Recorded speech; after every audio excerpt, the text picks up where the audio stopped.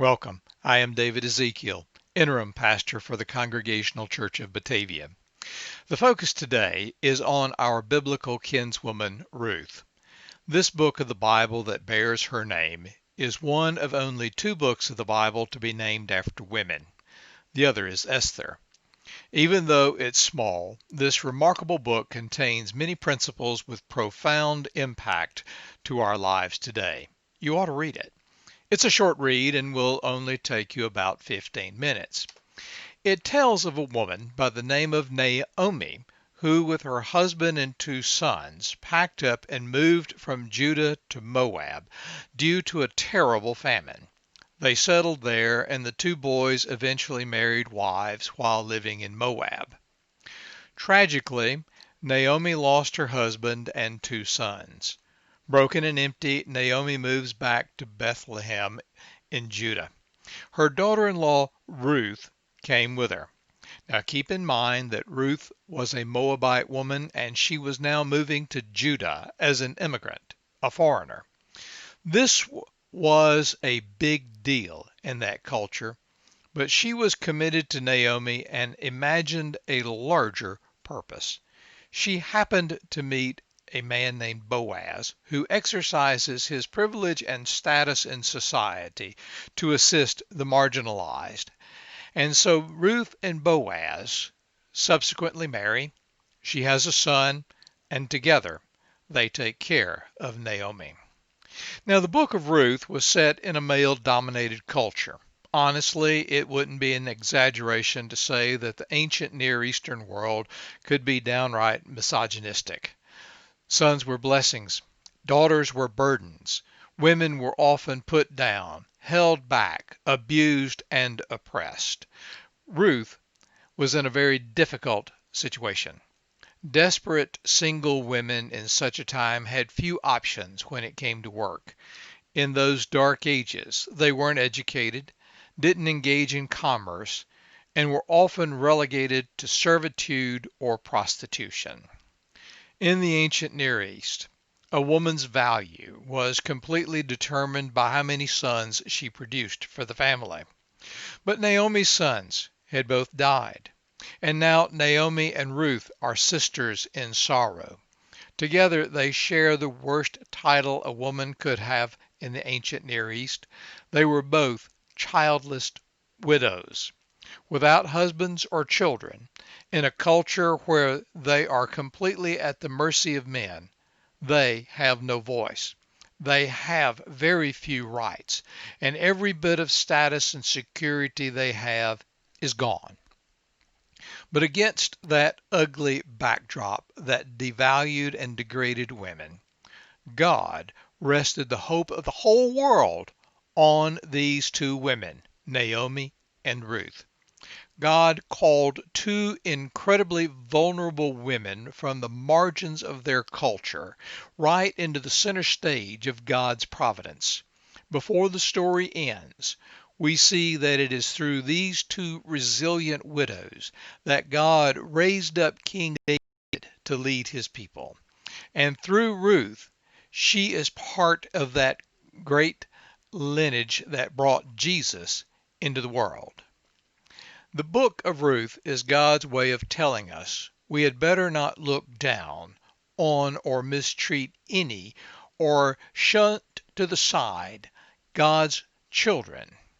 In this great story, there are at least three important applications for us. First, Ruth teaches us to consider the poor and the vulnerable. Now, we live in an age of unprecedented exploitation of people. However, the situation may have been just as bad or even worse during the time of Ruth. Women were property, and if they couldn't produce male offspring, they were often discarded or at least supplemented with other women who could. Ruth was barren, and to make matters worse, she was also a foreigner and poor. This is critical to remember because in the ancient world, wealth and nationality were the primary contributors to quality of life. In other words, Ruth would have been an easy target for exploitative men. But mercy came instead through a benevolent, wealthy man named Boaz.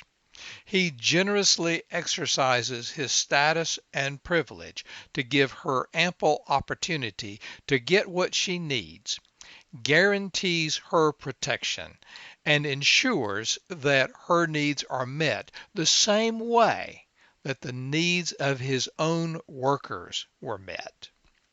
When Boaz finally speaks to Ruth directly, he shows no indication of social superiority.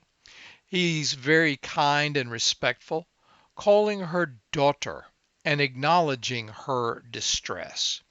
Even though Ruth is an immigrant, he plows a pathway for her to succeed in the land.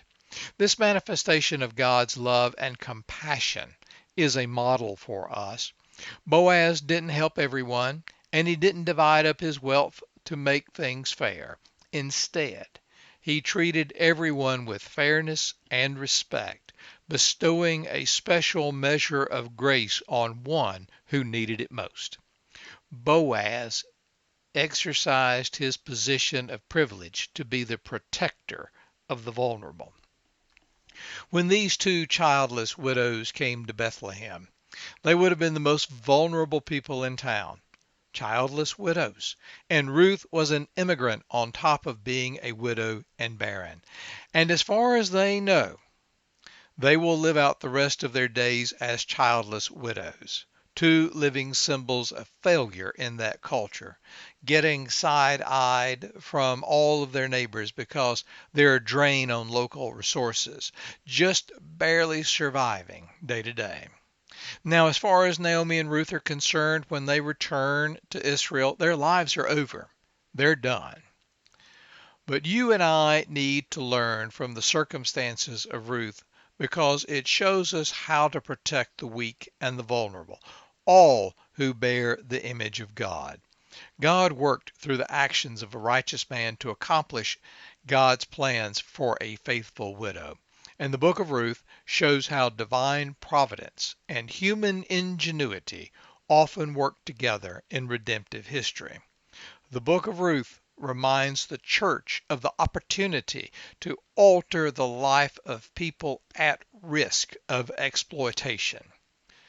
Now, the next 2 points flow out of this previous illustrations, and allow me to briefly summarize them for you.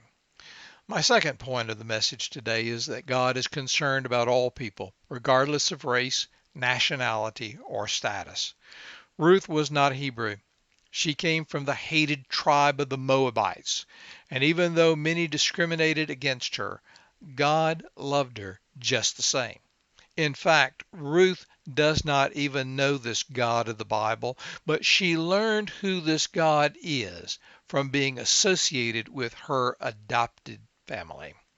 It just goes to show that God does not discriminate, for God loves all people just the same. Thirdly, there is no such thing as an unimportant person in God's eyes. We are all one in God's eyes, and it is part of our faith heritage to honor all persons at the same level. There are no differences to God. At a surface level, few saw Ruth as an important person. After all, she was from Moab. She was a poor widow, and she was living in a foreign land away from her birth family. But God saw her as important as God's great plan for the human race, and Ruth's life culminated in her becoming a part of the lineage of Jesus. The Bible consistently demonstrates how God's plan typically involves using people who are considered to be underdogs or unimportant or unimpressive to accomplish great things. The Apostle Paul would sum it up as God's strength is made perfect in our weakness. Their neighbors in that sleepy little town of Bethlehem had no idea and no way of knowing that these two women who brought nothing with them but broken lives and shattered dreams, they were vessels of God's grace. As God wove grace and providence through the lives of these two women, blessings for everyone started sprouting and blooming all around them.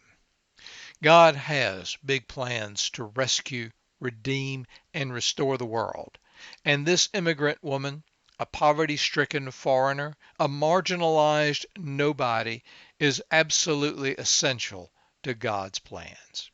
This is why the Bible teaches over and over and over to care for the widow, the orphan, the stranger, the foreigner, the downtrodden, for they just may be the means of grace through which God is at work in the world to restore the world. Boaz recognized that and exercised his privilege to participate in God's grace. Go therefore and do the same.